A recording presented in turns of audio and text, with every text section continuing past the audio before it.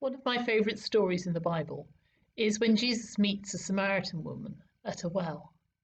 I love that he offers her forgiveness, something I've known in my own life, as I have tasted the living water that Jesus offers the woman to drink. I also love what Jesus says about worship in that passage to her.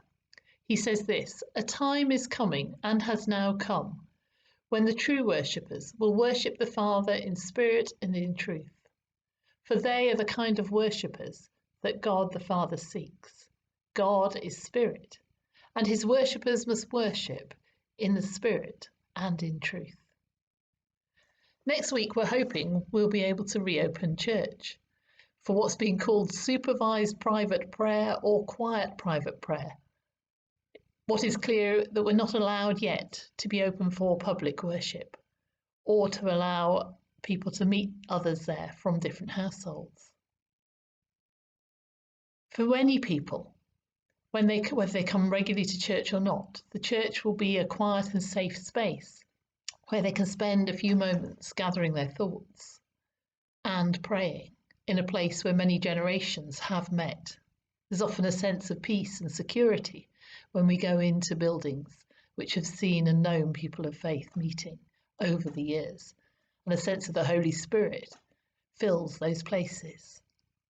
But Jesus is clear, we don't need a temple or a mountain in order to worship in spirit and in truth. The church isn't a building, it's people. And whether we gather in one place or in many, we can still worship truly at home, at work, walking the dog, at school, digging the garden, washing the dishes. As we come to this time of change, we know that for many it will be important to come back into a building that has meant many things to them over the years. But I was also reminded of a time when I set out to drive for a meeting in Lincoln from Stamford. Just before I went, I got a text from someone asking me to pray for a specific thing going on in their lives. I said, by text, yes, I'd pray. And I drove to Lincoln. When I got there, I just really felt I ought to ring this person. So I picked up the phone and called her. She was ecstatic on the other end of the phone. "It's a miracle. There's such an answer to prayer. This has happened in the last hour."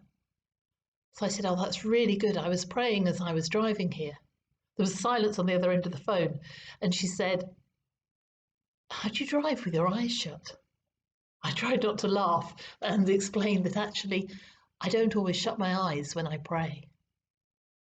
In the same way, there are misunderstandings about where we need to pray.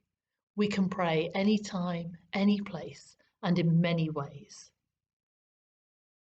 We sometimes feel we can only pray in a place of worship, but actually our prayers can happen at home, as they have been over these last few weeks.